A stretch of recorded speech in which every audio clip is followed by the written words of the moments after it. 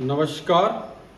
आइए फलित ज्योतिष में पाठ संख्या 11 की बात करते हैं। हमने इसके पूर्व में राशियों के स्वामी के बारे में जाना कि 12 राशियां और नवग्रह हैं, और ये भी जाना कि 12 राशियों में राहु और केतु को स्वामित्व प्राप्त नहीं हुआ।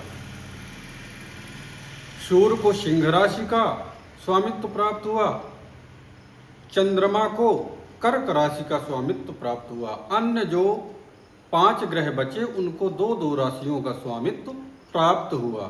हम लोग पूर्व के पाठ में ये पढ़े और इन चीज़ों को समझे। अब आपको इस बोर्ड के ऊपर देखेंगे तो 11 नंबर के पाठ में ये लिखा है चर राशि, अचर राशि, द्विस्वभाव राशि।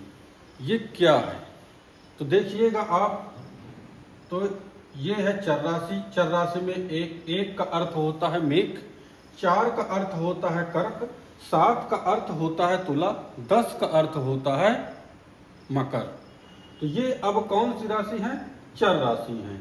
फिर इधर आ जाएंगे तो ये अचर राशि। अचर राशि में ये 2 का मतलब क्या हो गया तो वृष राशि, 5 का मतलब सिंह राशि, 8 का मतलब वृश्चिक राशि और 11 का मतलब कुंभ राशि। इसी प्रकार द्विस्वभाव में आएंगे तो 3 का मतलब हो जाएगा मिथुन राशि, 6 का मतलब हो जाएगा कन्या राशि, 9 का मतलब हो जाएगा धनु राशि, 12 का मतलब हो जाएगा मीन राशि। अब इसमें आप देखेंगे तो ये जो राशि है तो इसको विषम राशि कहते हैं। एक का अर्थ होता है ये मेघ। ये मेघ जो है एक का अर्थ हो गया मेघ, 4 का अर्थ हो गया कर्क, 7 का अर्थ हो गया तुला, 10 का अर्थ हो गया मकर। ये जो राशियां हैं ये हमारी चर राशियां हो गई। अब चर राशियां, अब इनका हमारे विचारों में, मानव विचारों में आप लोग देखते होंगे कि हमारी राशि कौन सी है। तो अभी जब हम आगे इनके स्वभाव की बात करेंगे ना, तब हमको ये पता चल जाएगा कि जातक का जब जन्म हुआ है तो उसके विचार किस प्रकार हैं। तो अब आपको यहाँ से बता रहे हैं तो थोड़ा थोड़ा ज्योतिष के सिद्धांतों को आप जो है समझ जाइएगा। अब ये मेष राशि है तो हमने पूर्व के पाठ में आपको इसको जो है विषम राशि बताए थे, पुरुष राशि बताए थे और क्रूर राशि बताए थे। तो अब जिस जातक का मेष राशि होगी उसके विचार बदलने वाले होंगे, इसको चर राशि कहते हैं, परिवर्तनशील हो जाएगा। इसी प्रकार ये अब देखेंगे तो ये आ गया आपका 4 नंबर की राशि कर्क राशि। अब कर्क राशि जो है ये जो है स्त्री राशि है, सौम्य राशि है। हम आपको पूर्व में बताए थे कि आप अंकों से जरूर इनको पहचानिए। तो इसका कारण यही है कि जब आप किसी की फलित ज्योतिष पत्रिका देखेंगे तो अब ये 4 नंबर का अंक आएगा तो आपको समझना चाहिए कि ये कर्क राशि है, ये सौम्य राशि है और ये स्त्री राशि है। फिर ये तुला राशि आएंगे तो ये पुरुष राशि है, विषम राशि है और क्रूर राशि है। यहाँ जाएंगे 10 नंबर में तो ये मकर राशि है, विषम सम राशि है और स्त्री राशि है। तो एक यानी कि चर अचर द्विस्वभाव। तो आपको एक सीरीज में जो है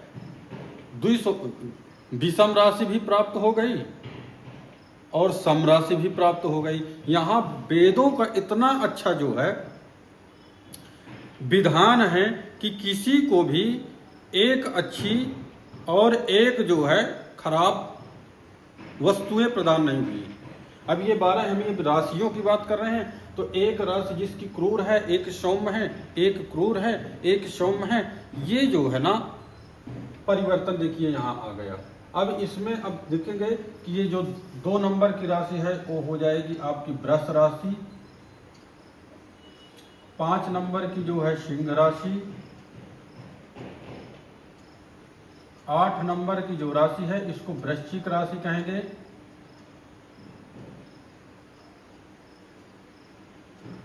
ये 11 नंबर की जो है कुंभ राशि।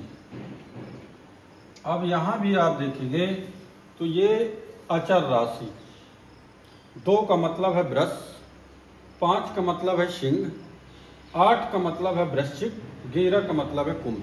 यहाँ भी देखेंगे इस सीरीज में अचर में भी देखेंगे तो ये जो है सौम राशि है, स्त्री राशि है और सम राशि है। 5 को देखिए पुरुष राशि है, क्रूर राशि है और विषम राशि है। इसी प्रकार देखिएगा 8 का तो अब ये सम राशि है, स्त्री राशि है, सोम राशि है। इसी प्रकार कुंभ को देखिए तो पुरुष राशि है, क्रूर राशि है। इसको हमने आपको पहले बताया कि पुरुष राशि है, क्रूर राशि है। इसके स्वभाव अब देखेंगे कि ये अचर राशि में आ गए, तो 2 सम और 2 विषम। इधर आप देखेंगे तो इन 3 का अर्थ होता है आपका मिथुन। मिथुन हम आपको क्रम से पढ़ने के लिए कहेंगे कि आप इसको क्रम से देखेंगे तो लाभ होगा। अगर आप इस चीज को आपके पास आ रहा है और देख रहे हैं तो आप जब क्रम पहले पाठ से देखेंगे तब आपको सारी चीजें समझ में आएगी। अब ये जो कन्या राशि हो गई तो कन्या राशि 6 का मतलब कन्या हो गया, 9 का मतलब धनु हो गया और 12 का मतलब मीन हो गया। अब यहाँ भी देखेंगे तो 3 नंबर मिथुन राशि। अब ये पुरुष राशि है, क्रूर राशि है। इसको हम आपको पूर्व में बताए थे कि ये पुरुष राशि है, क्रूर राशि है और विषम राशि है।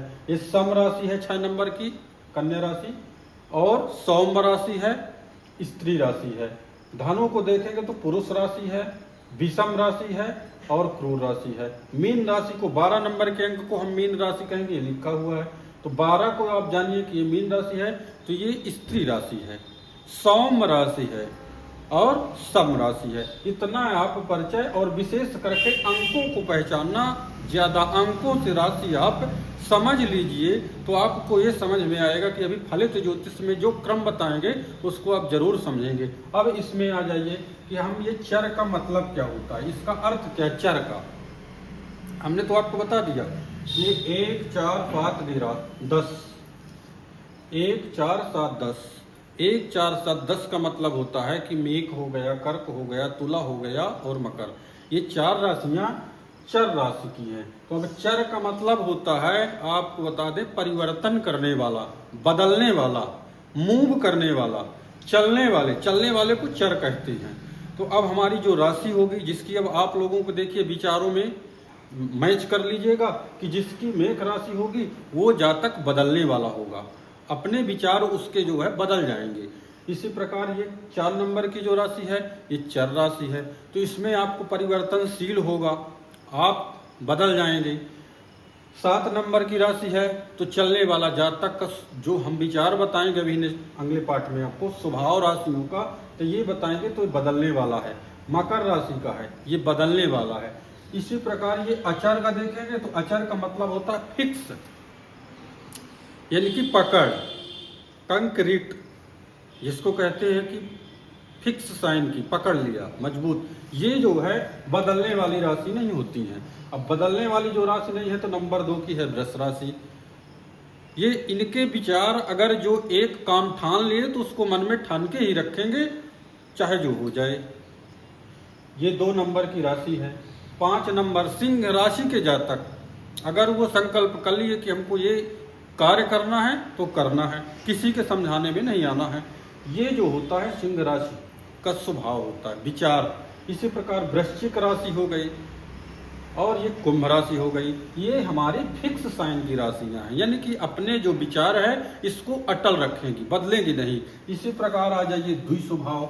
अब ये द्विस्वभाव का अर्थ क्या होता है, तो द्विस्वभाव का मतलब है कि ये बदलेगी भी और नहीं भी बदलेगी। इनके विचार आएंगे कि हमको जो ये स्वयं नहीं समझ पाते कि हमको करना क्या चाहिए। अगर कोई अच्छे आदमी इनको समझाता है कि इनको मिथुन राशि, कन्या राशि, धनु राशि और मीन राशि, तो ये जो है उनकी बात मान जाती है, लेकिन कहीं ना कहीं अपना नुकसान कर जाएंगे। इसलिए कि अच्छा काम है उसको मन में विचार कर रहे हैं कि हम करें या ना करें, करें या ना करें, तो उनके हाथ से ये मौका चला जाता है। तो अब ये मिथुन राशि के जितने भी राशियां हैं, मिथुन राशि, कन्या, धनु और मीन, तो ये चर यानी कि बदलेंगे भी और अचर नहीं भी बदलेंगे। यानी कि ये द्विस्वभाव, 2 प्रकार का इनका स्वभाव होता है। अभी हम पूर्व के जब आपको नेक्स्ट पाठ देंगे तो इनके स्वभाव बताएंगे। इनके स्वामी के बारे में तो हमको आपको पूर्व में बता दिए। अब जब हम क्रम से सारी चीज़ें बताएंगे तब आपको समझ में आ जाएगा कि ये क्या चीज़ें हैं। तो राशियाँ हमने क्या जाना कि ये चर राशि है। चर राशि में जो है देखिएगा अश्रीज, आपको याद करने की आवश्यकता नहीं होती है।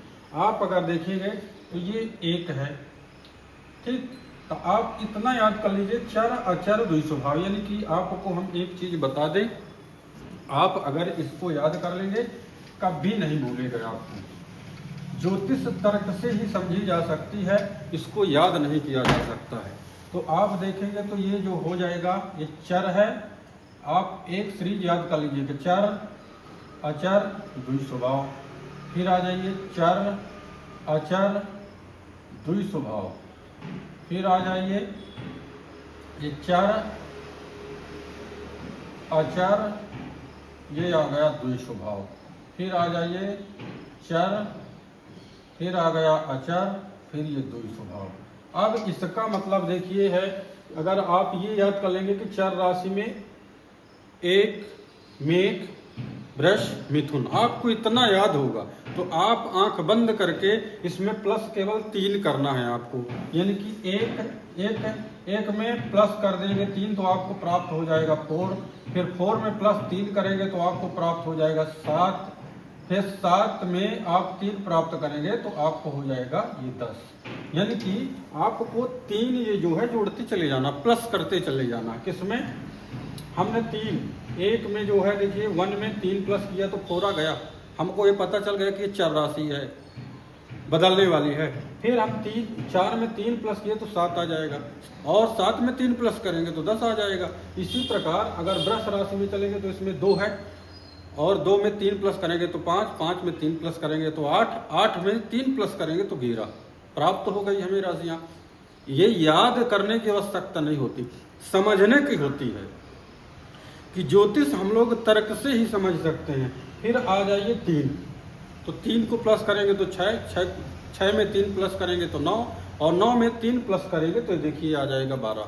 तो यानी कि आपको प्लस करते चले जाना है। 3 प्लस 3 हम किए तो 6 आ गया, फिर इसमें 3 किए तो ये 9 आ गया, फिर 3 करेंगे तो ये 12 आ जाएगा। इसी प्रकार जो है आपको, यानी कि ये सीरीज की आपको याद करना, चर अचर द्वि स्वभाव। तो जब आप इस प्रकार याद करेंगे तो आपको ज़्यादा समझ में आ जाएगा। फिर एक चीज़ और आपको बता देंगे कि इसी को चर राशि को धातु कहते हैं, चर राशि को धातु भी कहते हैं, इसको जो है मूल कहते हैं अचर को, और इसको जीव कहते हैं द्वि स्वभाव। ये द्वि स्वभाव को जीव कहते हैं। हमारे पास जब प्रश्न शास्त्र में प्रश्न आता है तो धातु से हम लोग, अगर प्रश्न आएगा व्यापार को लेके तो हम व्यापार के सारी चीजें इसी में से बताएंगे। अगर हमारे पास ये मूल में क्या आ जाएगा तो मूल में आ जाएगा ये पृथ्वी के नीचे की वस्तुएं, फसल हो गया, खेती हो गई, कोई भूख यानी कि जमीन के अंदर की वस्तुएं हो गई, तो ये हमारे मूल में आ जाता है। इसी प्रकार जीव है तो जीव में आ जाता है किसी के कुछ गुम गया हो, जानवर गुम गया हो। तो इस समय हम लोग सारा प्रश्न जब आगे इसको विस्तार से बताएंगे तब ज्यादा समझ में आएगा। तो इसमें यही होगा, देखिए कि अचर को मूल कहते हैं, चर राशि को धातु कहते हैं, द्वि स्वभाव को जीव कहते हैं। अब जीव की राशियां वही होंगी 3, 6, 9, 12, यानी कि मिथुन, कन्या, धनु, मकर। इधर मूल की देख लीजिए और इधर धातु, तो धातु में चर राशि आ गई तो 1, 4, 7, 10। अभी क्रम से जब पाठ देंगे तो आपको ज्यादा समझ में आएगा, इसलिए आप इस पाठ को पढ़ते रहिए। आपको पुनः हम आगे पाठ देंगे, तब तक के लिए नमस्कार।